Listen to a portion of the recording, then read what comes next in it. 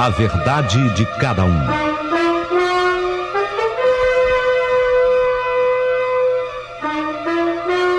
Tudo pronto, tudo preparado.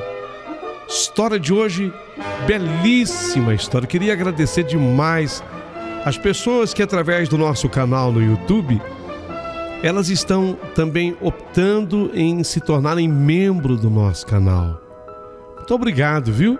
Você que está ajudando a família Boa Pessoa a crescer.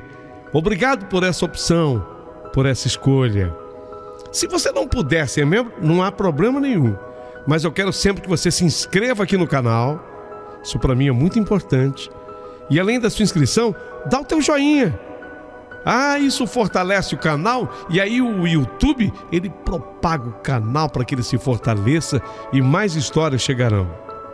Mas a história de hoje está pronta e é linda e vai começar.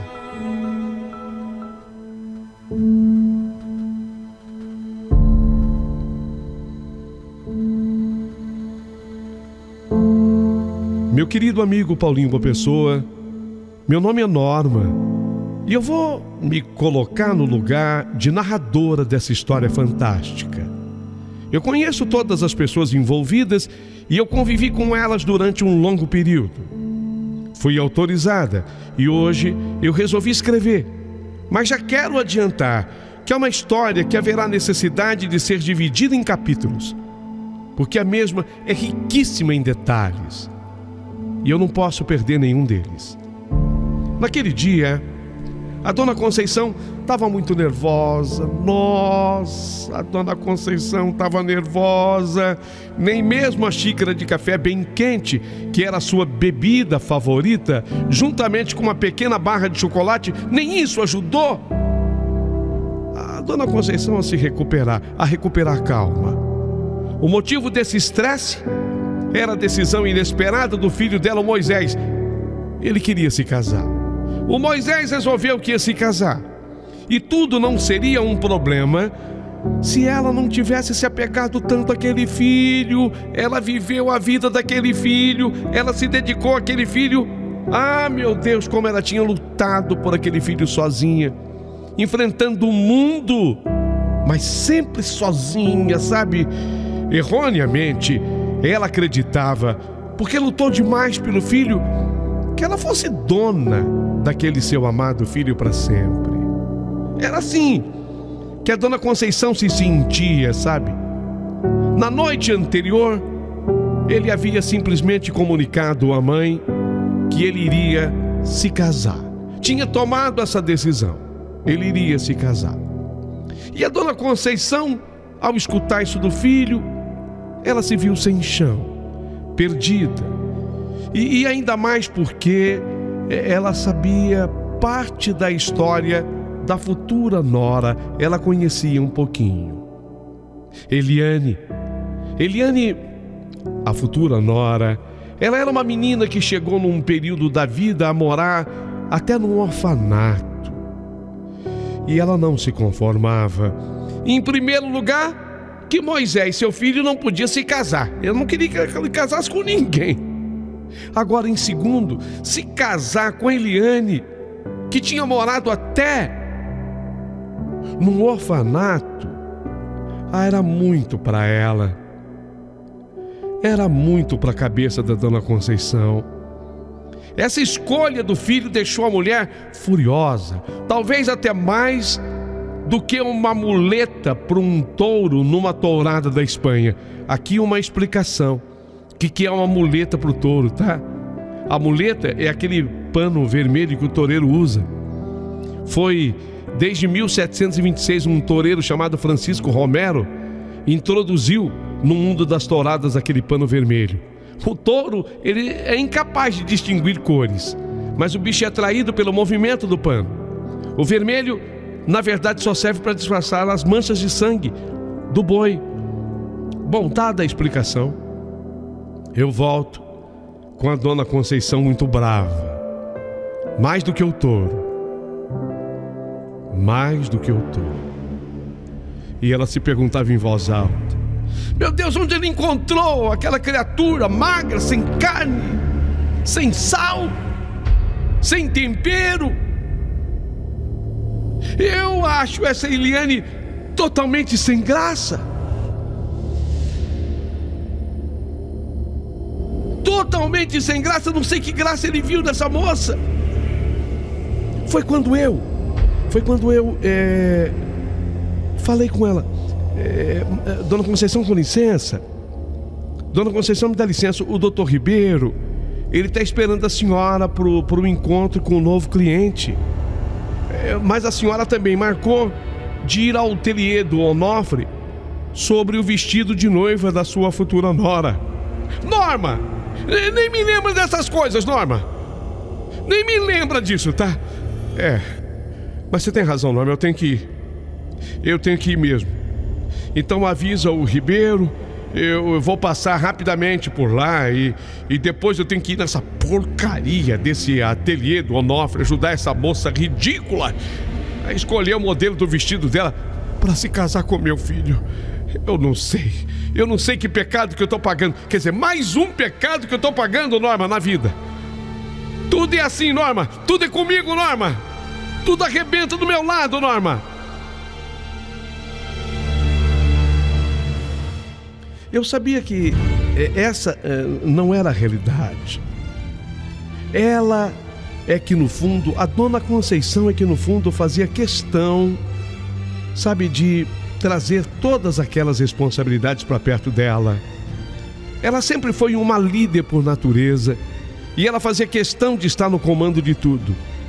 E foi assim que sozinha, aquela mulher do signo de Leão, ela leonina, tinha vencido todas as batalhas que ela enfrentara na vida. Sim, eu posso dizer para vocês que a senhora Dona Conceição, ela era uma vencedora. Isso por um lado era muito bom, lógico, mas por outro, acaba também acostumando a pessoa às vitórias, né? A obter as vitórias. E a pessoa que só se acostuma a ganhar, diante de uma ameaça de derrota, perde um pouco do equilíbrio. Então, quando a Dona Conceição saiu para o encontro com o doutor Ribeiro, xingando de casa e xingava a si mesma, eu sou uma desgraçada mesmo. Vou ter que ir para essas merdas que me arrumam. Às vezes é difícil ser bem-sucedida, sabe? Até aquele momento, a notícia oficial do casamento do seu filho ainda não tinha chegado para todo mundo. Estava assim, entre as pessoas mais chegadas. Mas não ia demorar muito tempo para isso acontecer. Alguém aqui haverá de perguntar: mas por que, ô Norma, por que o casamento do Moisés com a Eliane é assim, tão rápido, tão a toque de caixa? Por quê? Se ele é tão novo? E eu já adianto: não, a decisão não era motivada por nenhuma gravidez inesperada, nada disso. A decisão fora tomada pelo que eu sentia, era por amor mesmo, era pelo que um sentia pelo outro, era uma decisão em nome do amor. Eles decidiram se casar, não porque ela estivesse grávida esperando um bebê, como costuma acontecer com outros casais em casos assim de casamento decidido muito rapidamente. Eles não pareciam mais serem capazes de viver um sem o outro, de ficar algumas horas do dia sem algum contato. E escutei até a Dona Conceição falar com o filho: mas filho, para que casar agora, Moisés? Mãe, é simples, porque a vida não tem a menor graça sem a Eliane perto de mim, mãe. Eu não consigo sequer respirar sem a presença dela. E ela sente a mesma coisa em relação a mim. Quando é assim, mamãe, não tem mesmo outro jeito que não seja os juntinhos para sempre. E ele parecia estar tão feliz, mas eu sabia que a Dona Conceição não estava. Olha, numa análise fria, eu diria que Moisés, ele ainda era novo mesmo, ele tinha só 20 anos de idade. Mas fazer o quê? Ele amava a Eliane e amava a esse ponto, ele não queria mais ficar longe dela. A dona Conceição argumentava que ele ainda tinha tanto que fazer. Você pode conhecer tantas outras pessoas, Moisés, sabe, tem tanta mulher para você conhecer, você vai viajar. Eu ouvi quando ela propôs para ele viagem para onde ele quisesse, mas nada funcionava. Moisés tinha 20 anos e maturidade o bastante, maturidade num tamanho ideal, exatamente para tomar esse tipo de decisão, e ele tinha tomado. Sabe, aqui é preciso tentar compreender o apego. Talvez esse seja o principal exercício de quem está ouvindo essa minha narrativa. Tentar compreender o apego daquela mãe por aquele filho. Tentar entender o lado dela. É difícil, mas eu vou levar você a isso, a essa compreensão. A dona Conceição, ela era muito apegada ao filho, mas é preciso tentar compreender esse apego. Ela tinha sofrido muito para chegar até ali. Ela lutaram uma vida inteira sozinha. Eu vou relatar aqui agora tudo o que eu sei sobre a dona Conceição até aquela data. Olha, os pais de dona Conceição, eles eram da classe média. Seu pai era engenheiro, sempre fora ligado à prefeitura local. A sua mãe era professora. A dona Conceição acabou sendo filha única do casal. Seus pais não podiam serem chamados de ricos, não, mas tinham uma vida confortável. E foi assim que a menina Conceição foi criada. Era aquela família que tinha condição de fazer uma viagem, ou até 2 por ano. O pai dela tinha seu carro, a mãe também o tinha. Moravam numa casa boa, própria, sem contar um sítio numa bela região de montanhas. Mas depois houve uma questão de denúncia contra o pai dela, sabe? Ele foi acusado de desvio de verba pública, dinheiro público. Ele era engenheiro da prefeitura, ligado à área de obras da prefeitura, e foi na construção de um grande viaduto que o valor da obra teria sido multiplicado não sei por quanto. Sei lá. E ele assinou a obra e a culpa recaiu inteira sobre ele. Dizem até que ele não ficou com o dinheiro, e eu até acredito que não tenha ficado, senão ele teria ficado rico. Ele nem ficou com o dinheiro, mas a culpa inteira caiu sobre ele.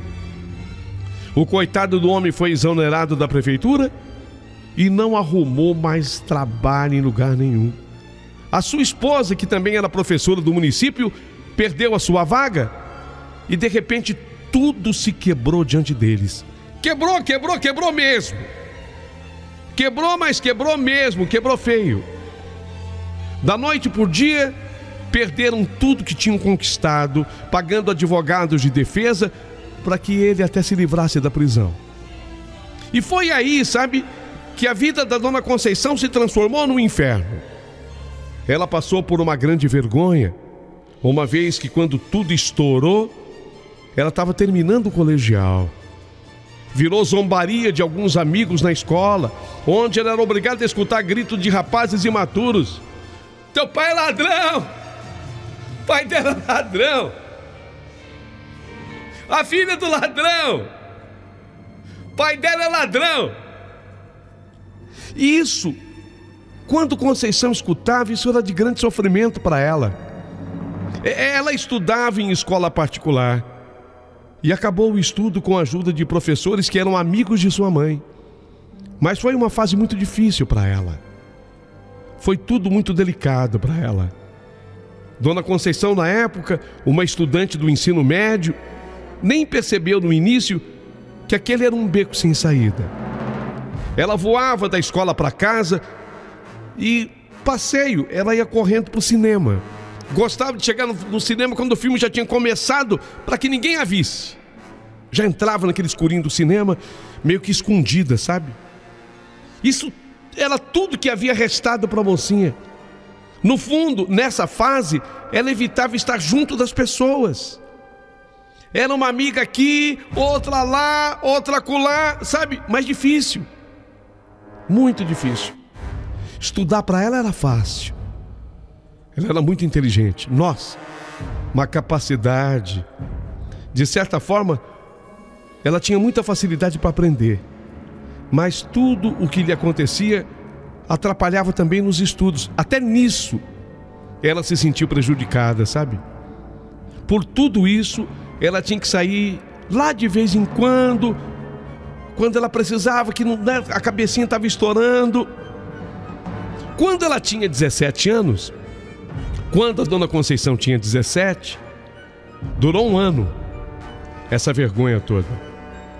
Depois, com 17 anos, o pai dela conseguiu um emprego. Não era lá essas coisas. Não era lá essas coisas. Ninguém queria lhe empregar em obras que pudesse ele assinar. Era como que se a cidade inteira tivesse ficado com vergonha do seu nome devido à má fama. Mas um outro engenheiro lhe passou a missão de executar desenhos. Afinal, ele era um excelente profissional. Esses desenhos que são técnicos para obras. E aí começou a entrar um dinheirinho de novo para o pai, um dinheirinho de novo em casa. E as coisas melhoraram um pouquinho. Mas sabe, cortava o coração de Conceição ver o seu pai daquele jeito, ajudando pedreiros no carregamento de sacos de cimento, latas pesadas de tinta, por um engenheiro, né? Ela achava que papai talvez não devesse fazer aquilo, mas ele fazia. Ela achava aquilo extremamente humilhante para um homem tão estudado e tão capaz. Isso tudo lhe causava revolta.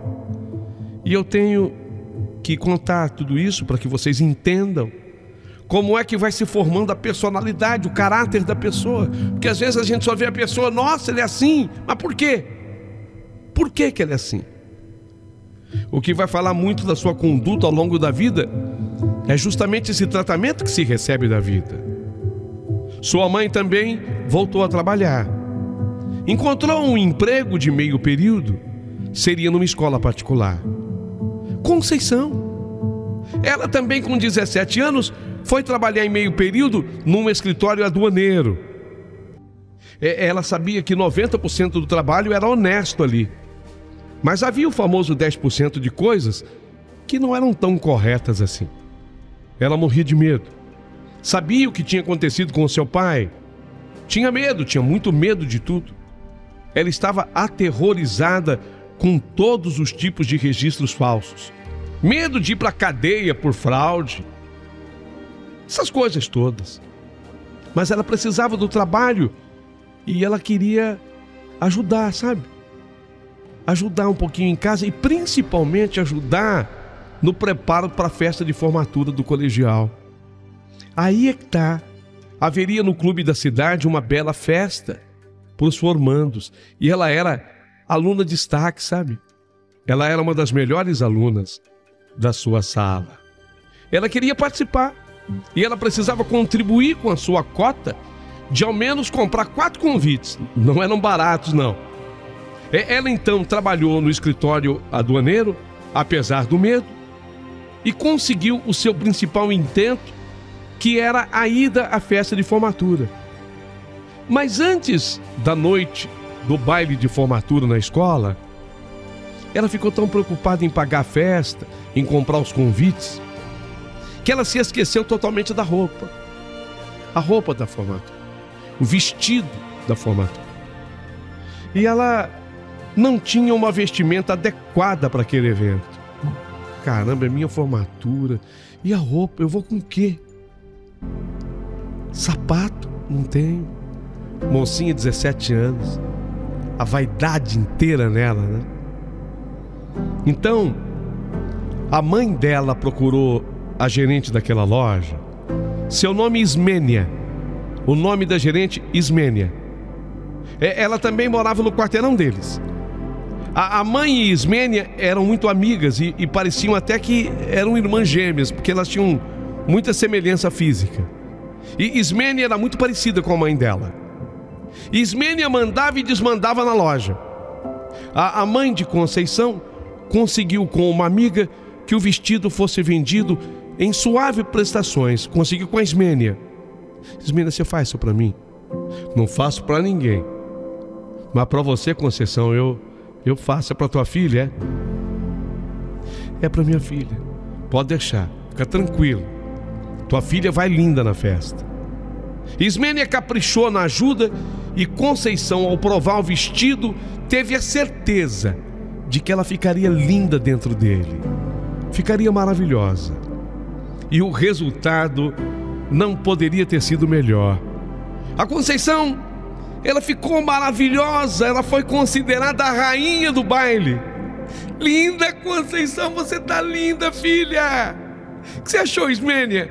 Maravilhosa. Separando todas as sílabas. Maravilhosa. Trouxe para ela aquele vestido. Era um coquetel azul escuro, perfeito para combinar com seus olhos grandes e com bolinhas brancas. Explicação: coquetel é um tipo de roupa que varia do semi-formal ao formal, sabe? Inclusive a revista Brides o descreve assim: é um traje que pretende encontrar um equilíbrio entre o formal e o casual. Então ficou lindo para ela, 17 anos. O vestido era exatamente isso.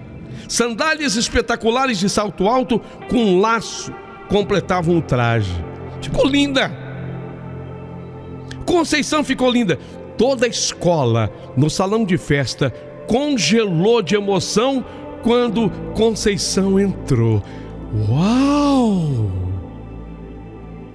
Após a assembleia solene, onde todos já tinham recebido seus certificados, o diretor havia se permitido um luxo inédito. Além de mesas altamente decoradas e devidamente abastecidas com salgadinhos, quitutes especiais, ainda queijos duros importados e até champanhe. Mas a grande novidade é que a música não seria mecânica, mas sim uma banda vinha tocar ao vivo. Foram convidados músicos, um verdadeiro conjunto vocal instrumental, rapazes tocando sucessos antigos e do momento. Os músicos eram ótimos e produziam um grande som que era impossível não dançar. A rainha do baile, Conceição, ela foi convidada não apenas por seus colegas de classe, mas também por todos os outros meninos da escola. Quero dançar com você, Conceição. Eu preciso dançar com você. Tira uma foto comigo. E não era nem o tempo da selfie, hein? Se fosse, era tempo da foto. Tira uma foto comigo, Conceição. Todos queriam abraçar aquela princesa tão encantadora. Mas, infelizmente, vou usar essa expressão, mas, infelizmente, o vocalista do grupo musical não tirava os olhos dela. Ele se encantou com aquela moça tão linda. Ficou inebriado.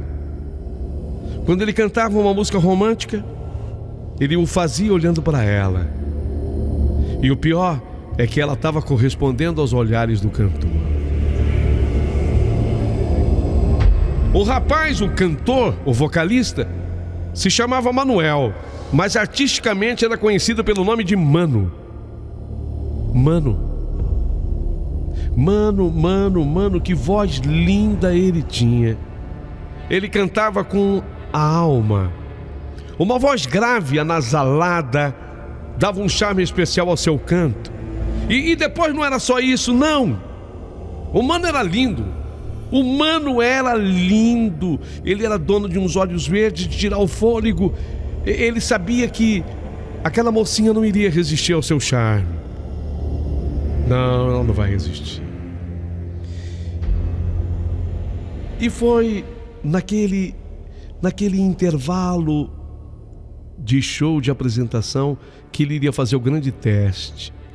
O Mano estava fascinado pela jovem. Ele, 27 anos. Ele não se lembrava de ter se apaixonado tanto por alguém em tão curto espaço de tempo. Ele pensou consigo mesmo: essa garota é um pedaço. Meu Deus, que mulher! Ela para mim é um delicado preâmbulo azul, tão divino e estranho quanto as flores que a minha mãe cultiva no jardim. É assustador para mim até mesmo tocá-la. Que mulher! Que mulher! Ela é tão frágil. Tenho até medo de tocá-la. Mano! Ele se aproximou da menina e expressou em voz alta seus pensamentos sobre a jovem beldade que de cima do palco ele não parava de admirar. Ele era vivido, sabia falar, o cara não era bobo. De trouxa ele não tinha nada, vasta experiência. Não seria difícil para ele, que sabia do seu potencial e a sua beleza. Então naquele intervalo ele se aproximou da rainha do baile e a convidou para um refrigerante no bar. Era só uma desculpa, ela entendeu. A moça ficou lisonjeada. O homem alto, ele era alto, cabelos compridos, bonito. Ele fez com que ela se destacasse na multidão dos outros formandos. Ela notou a presença de um jovem tão maduro. Ele cuidou dela de forma tão maravilhosa naquela noite, com tanta dedicação, e disse que todos os seus olhares seriam dela, como já tinha acontecido até aquele momento. A Conceição ficou arrepiada quando ele falou no ouvido dela: você está linda, você está maravilhosa. Conceição ficou inebriada. Ele, o cantor mais charmoso que havia pisado naquela cidade. Ao final, Mano acrescentou com aquela sua arma infalível a voz: na volta, presta atenção, quando eu voltar para o palco agora, a primeira música eu vou cantar dedicando a você, tá? O champanhe que ela bebia já fazia sua cabeça abrir para outras possibilidades. Ela sentia amplitude no seu cérebro. E quando ele voltou para o palco, ele pegou o microfone, olhando então para ela, ele começou a cantar assim para ela. Começou a cantar para ela, sabe? E ela não acreditou. Ele está cantando para mim. Que voz. Que homem. Eu estou emocionada. Eu estou até chorando. Nunca imaginei que isso pudesse me acontecer. Ele está cantando para mim. É para mim. Falling in love with you. Os olhares de admiração de um bando de pretendentes aumentavam a sua autoestima. A rainha do baile sentiu que ela estava no seu dia de glória. E depois que o Mano cantou aquela música toda inteira, dedicada a ela, a Conceição também estava inebriada por ele e apaixonadíssima. Ela aceitou que ele a acompanhasse até a sua casa. Foi quando ele a beijou. Ela não tinha dúvida em afirmar que fora aquele o melhor beijo da sua vida. Ela sabia que os pais a esperavam lá dentro de casa e ela tinha que entrar, né? Teria que se despedir. Foi quando o Mano falou para ela: segunda-feira é minha folga. Eu quero vir aqui especialmente para enamorar você.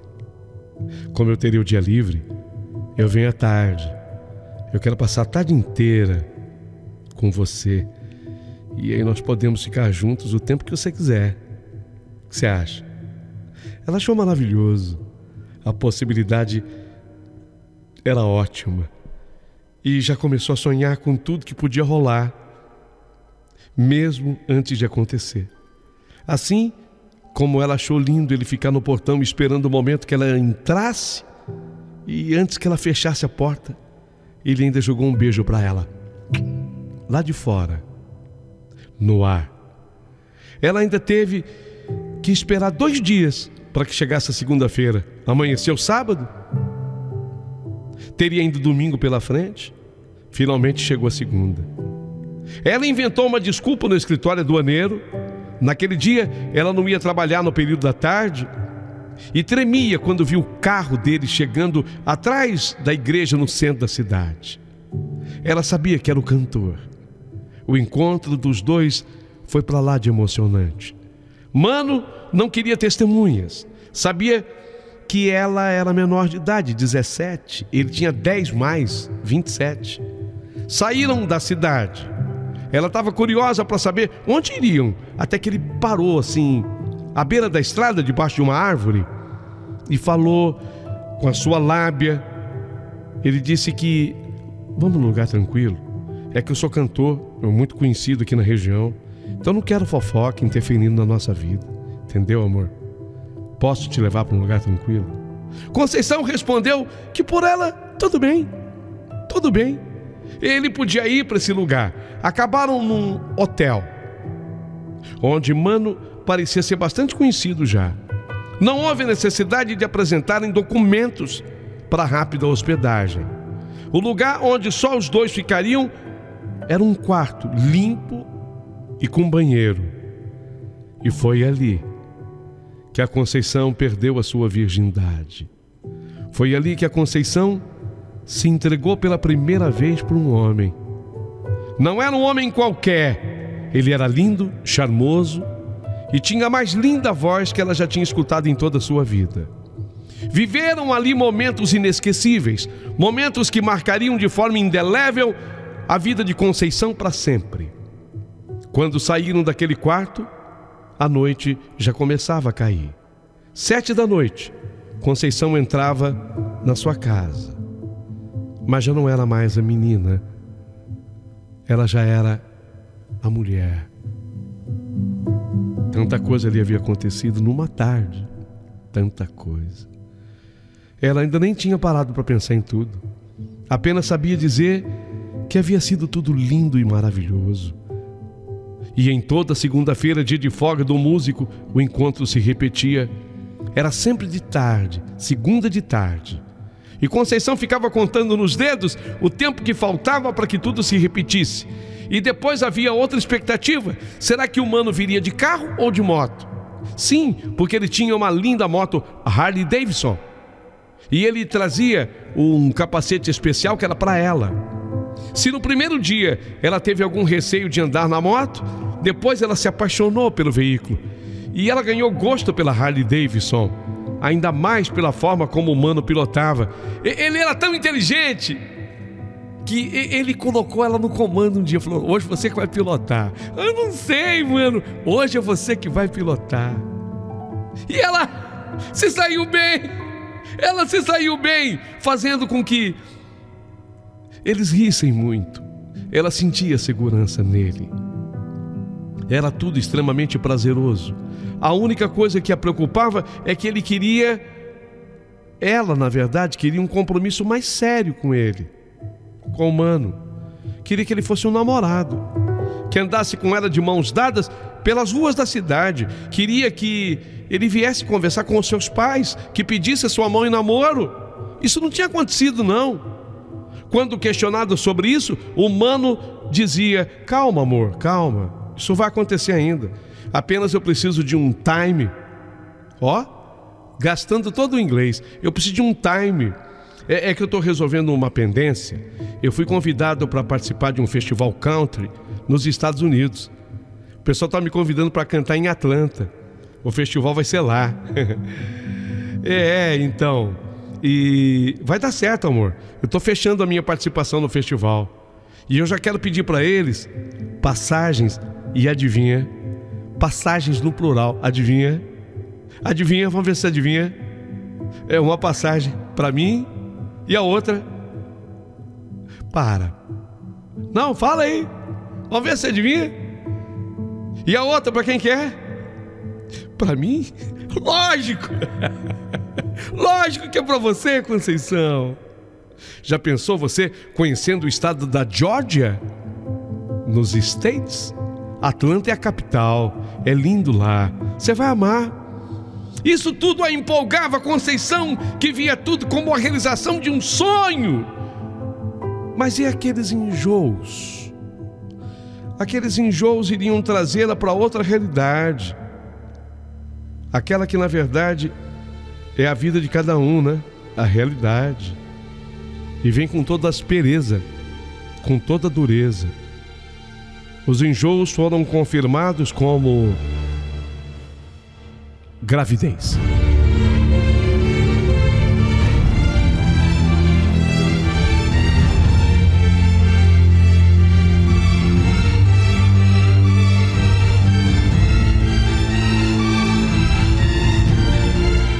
Grávida? Tô grávida. Foi logo depois dela ter completado 18 anos, 20 dias depois do aniversário. Poderia ter vindo a notícia como um presente? Não, não foi bem assim. Porque na segunda-feira sequente, no encontro com o Mano, ela comunicou para ele a notícia. Ele era bom ator, nossa, atuava o tempo todo. Não brinca, Conceição. Fala, amor, é verdade. Você tá grávida. Vou até pedir um champanhe para nós. Milton, manda um champanhe. É, uma gelada, lógico. Uma champanhe aqui, num balde de gelo. É. Vamos brindar. Disse que a notícia tinha vindo na melhor hora. Ele estaria recebendo nos próximos dias as passagens para o Festival de Atlanta. As passagens dele e dela. Ah, ele confirmou a passagem dela. Tá confirmada a sua, viu, amor? Nós vamos juntos. Na próxima vez que eu vier, então, te encontrar, será o grande dia. Eu vou na tua casa, vou pedir a sua mão, não em namoro mais, mas em casamento agora. Você tá grávida, caramba. Vou pedir pro teu pai e pra tua mãe. E vou anunciar que você vai viajar comigo para Atlanta. Tudo parecia sair além do que ela tinha imaginado. Conceição, afinal, tinha chegado o tempo da felicidade, da alegria. Só que na segunda-feira sequente ele não veio.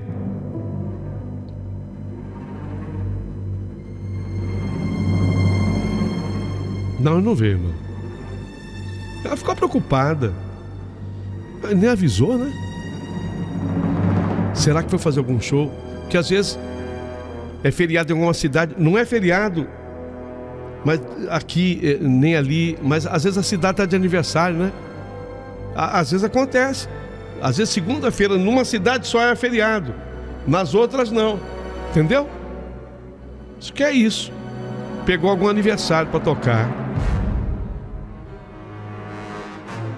Ah, agora eu vou ter que esperar outra. E na outra segunda-feira ele também não apareceu. Quando ele não apareceu na segunda-feira, ela correu num orelhão, ligou para o escritório da banda, queria saber o que estava acontecendo. E quando ela perguntou, o Mano, eu queria falar com ele. Ah, pode falar que é. Como assim? Como assim? Não, você está confundindo. Para Atlanta ele não foi. Não, ele não iria sem mim. Sim, ele iria. Iria não, ele foi. O que informaram do escritório da banda é que Mano tinha ido para o Festival de Atlanta. Foi aí que a ficha caiu para ela. Caiu para Conceição. Ela estava grávida e abandonada.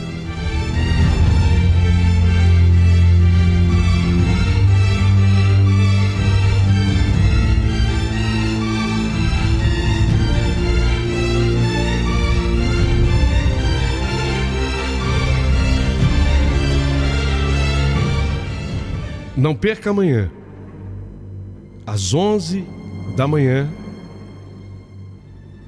aqui nesta emissora, aqui nesse canal, o segundo capítulo dessa história imperdível. Imperdível.